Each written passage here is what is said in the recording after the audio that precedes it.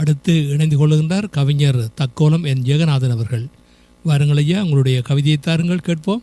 Germany தமிழறி வானொலிக்கும் நேயர்களுக்கும் என் வணக்கம். பிறர்க்கு இன்னா முற்பகல் செய்யின், எழுத்தும் குரல் வடிவமும் தக்கோலம் என் ஜலநாதன், உத்திரமேரூர், தமிழ்நாடு. காலை 9 மணி.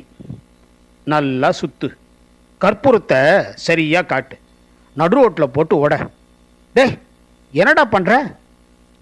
உடைச்ச பூசணிக்காய் எடுத்து ஓரமாக அடைச்சி, உடைச்சதை இப்போ தொடக்கூடாது, அப்போ தான் திருஷ்டி போகும்.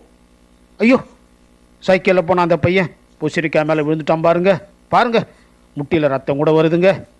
டே, அவன் பார்த்து போயிருக்கணும், விடு விடு. மதியம் 3 மணி.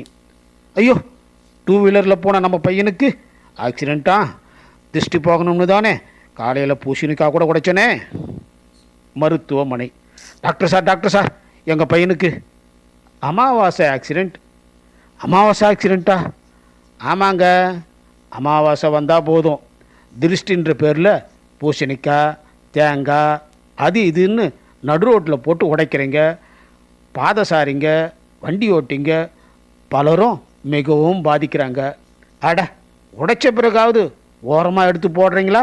அதுவும் இல்லை. அந்த மருத்துவமனையில் அறைகள் உள்பட பல இடங்களில் திருக்குறள் எழுதிய பலகைகள் மாட்டப்பட்டிருந்தன. இவர்கள் இருந்த அறையில் உள்ள திருக்குறளை பூசணிக்காய் உடைக்கச் சொன்னவரும் உடைச்சவரும் படித்தனர். படித்த பின் ஒருவரை ஒருவர் பார்த்து கொண்டனர். அந்த அறையில் இருந்த திருக்குறள், பிறர்க்கின்னா முற்பகல் செய்யின், தமக்கின்னா பிற்பகல் தாமே வரும். பிறர்க்கு இன்னா முற்பகல் செய்யின், தமக்கு இன்னா பிற்பகல் தாமே வரும். வாய்ப்பளித்தமைக்கு நன்றி, வணக்கம். தக்கோலம் என் ஜலநாதன், உத்திரமேரூர், தமிழ்நாடு. அருமையான கவி வரிகளோடு இணைந்திருந்தவர் தக்கோலம் என் ஜெகநாதன் அவர்கள்.